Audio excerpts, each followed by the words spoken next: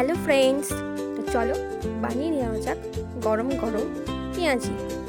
তো পেঁয়াজি বানানোর জন্য প্রথমে আমরা কতগুলো পেঁয়াজ কুচি কুচি করে কেটে তাতে একটু নুন এবং চিনি মাখিয়ে খানিকক্ষণ রেখে দেব।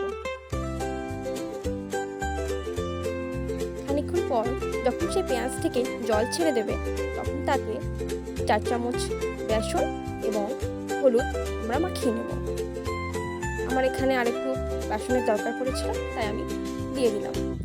এরপর এই বেসনের মিশ্রণটাকে মাখিয়ে এবার আমি পেঁয়াজিটা গরম গরম তেলে ছেড়ে দেব এবং মিডিয়াম হিটে ভাজতে থাকবো। 5 মিনিট ভাজার পর একে উল্টে নেব।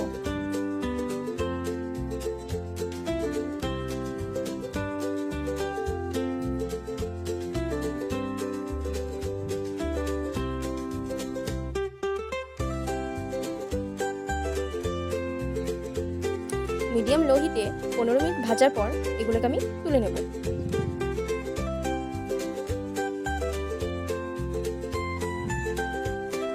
এরপর আরও কতগুলো ভেজে নেব।